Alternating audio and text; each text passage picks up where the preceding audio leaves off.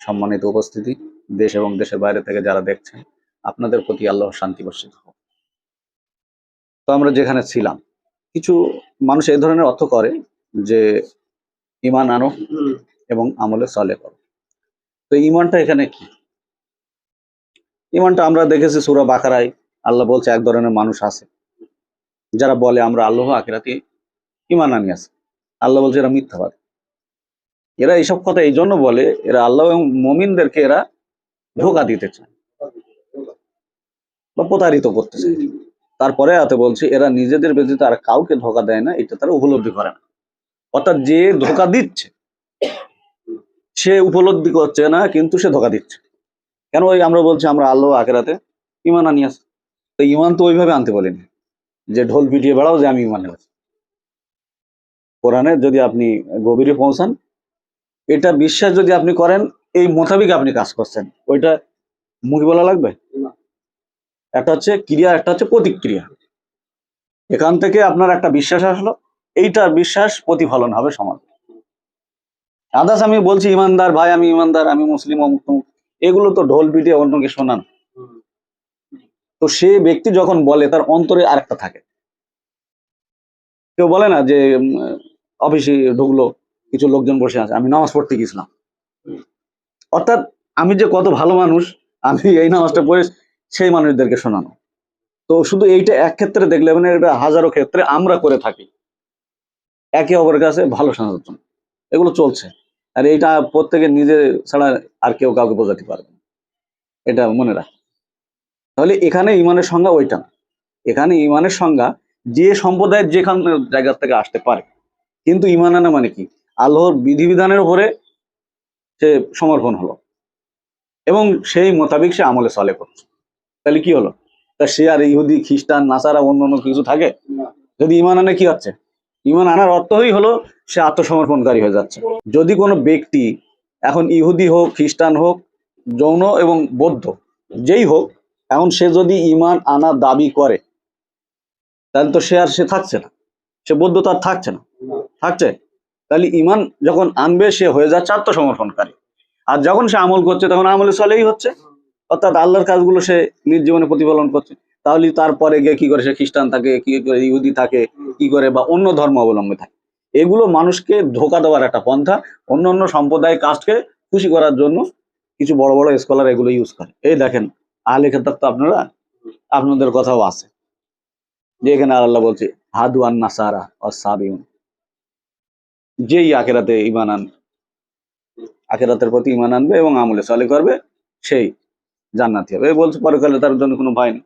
তো ভাই আপনি ইহুদি আছেন ঠিকই আছেন, আপনি খ্রিস্টান আছেন ঠিকই আছেন, আপনি তো আল্লাহ পরকালে বিশ্বাস করেন আর আমলে সালেহ করে না? প্রত্যেক সম্প্রদায়ের লোক করে। সনাতন ধর্মের লোকেরা কি ভালো কাজ করে না? তারা কি দেশের জন্য জীবন দিচ্ছে না? মানুষের জন্য তারা অর্থ সম্পদ ব্যয় করে না? তো আমরা কোন দিকে নিয়ে যাচ্ছি? অর্থাৎ ওই সম্প্রদায়কে খুশি করার জন্য বলে। আল্লাহ ওইটা বলেনি, ওগুলো তো দলমত তৈরি করার জন্য, নিজেদের সম্মানকে সমাজে বজায় রাখার জন্য। আরেকটা প্রসঙ্গ যেটা আপনি বলছিলেন, প্রসঙ্গে গিয়ে তারপর সাবজেক্ট আমি শুরু করি। সেজদার যে বিষয়টা আমি ছোট হালকা করে একটু টাচ করব। এখন ওই যে আয়াতটা আপনি পড়লেন যে তোমরা কি দেখো না? কি দেখি না? আল্লাহ বলছে তোমরা কি দেখো না যে আল্লাহকে সেজদা করে? এই কথা আমি কিন্তু কোনো বিতর্কের ক্ষেত্রে বলছি না ভাই, যারা আপনারা ক্যামেরার সামনে আছেন। আমরা বলছি যে আমরা কোরআন পড়ি, উপলব্ধি করার চেষ্টা করি, আপনাদেরকেও বলছি। আমরা পক্ষে বিপক্ষের লোক না, এটা ভাবেন না। আমাদের মনে একটা চেতনা যাচ্ছে ভাই, আমরা যেটা পড়ছি এটার বাস্তবতা বুঝবো না। আমি যদি রং হই তাহলে আপনি ধরিয়ে দেন না, ভাই আপনি এটা ভুল বলছেন। আল্লাহ এখানে বলছে যে তোমরা কি দেখো না? আল্লাহকে সেজদা করে আসমান এবং জমিনে যা কিছু আছে সব। করেন ভাই, তাহলে যখন আল্লাহ আমাকে বলছে যে তোমরা কি দেখো না যা জমিনে আসমানে যা আছে সবকিছু আল্লাহকে সেজদা করে, তখন আমি আমার ঘরের পাশে একটা ছোট আম গাছ আছে, 3 ভাই আলোচনা করছি, ভাই আল্লাহ তো বললেন যে তোমরা কি দেখো না যা জমিনে এবং আসমানে আছে সব আল্লাহকে সেজদা করে। তা আম গাছের দিক ফিরে দেখি কই, সেজদা করে না তো। যদি আপনি বাহ্যিক দৃষ্টিতে তাকান, কই ও তো সেজদা করে না। কিন্তু আবার তাকানোর মতো তাকান, তারপর দেখবেন যে হ্যাঁ ও সেজদা করে, না তো আল্লাহর আয়াত তো মিলবে না।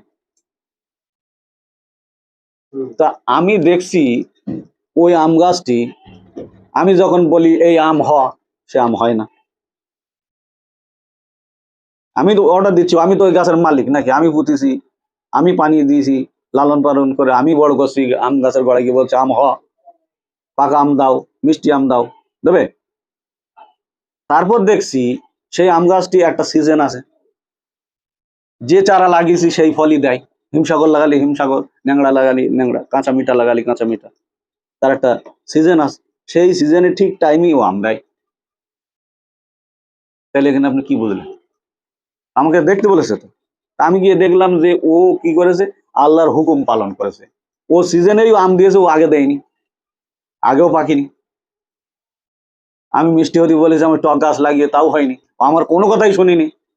এখানে ভাই প্রশ্ন এটা, আমি বলছি না যে আমারটা নেন, যদি রং হয় তাহলে আপনি ধরিয়ে দেবেন। আমি দেখতে গিয়ে আমি দেখছি সে আমার হুকুম মানে না, মানছে তার সৃষ্টিকর্তার হুকুম। আমি তাকে লাগিয়েছি কিন্তু সে আমার কথা শোনে। তাহলে আপনি কি পেলেন না ওই আম গাছটি সে তার প্রভুর কাছে বা তার বিধিবিধানের এক চুল পরিমাণ এদিক ওদিক করছে না, মান্যতা করে চলছে? দেখেছেন তো? আমি বেশি ব্যাখ্যায় যাব না, কারণ এর আগেও একটা সমস্যা তৈরি হয়েছিল, কারণটা এটাই। আল্লাহ আল্লাহকে সেজদা করতে বলছে, তা আল্লাহকে আপনি খুঁজবেন, আল্লাহকে চিনবেন, তারপর তো আল্লাহকে সেজদা করবেন। আসমান যখন আল্লাহকে সেজদা করে, জমিন আসমান যা কিছু আছে, জমিন আসমান কি করে আল্লাহকে সেজদা করে? যদি আপনি আপনার বাহ্যিক দৃষ্টি দিয়ে দেখেন, যতটুকু আপনি ওই শব্দের প্রতি যদি লক্ষ্য করেন, কি দেখবেন? কিছুই দেখবেন না, যতক্ষণ পর্যন্ত আপনার অন্তর্দৃষ্টি জ্ঞান আপনি পাবেন, কিছুই দেখবেন না। ওই জন্য আল্লাহ বলছে আমি যাকে আলো দান করেছি সে ছাড়া তো দেখতে পাবে না। তা আমি ওইদিকে আর বেশি যাব না। আল্লাহকে সেজদা করার অর্থ আল্লাহর বিধিবিধানগুলি নিজ অন্তঃকরণ থেকে মান্য করা। আর পৃথিবীর আমি যতটা স্টাডি করেছি, পৃথিবীর সবচেয়ে কঠিন কাজের মধ্যে এইটা।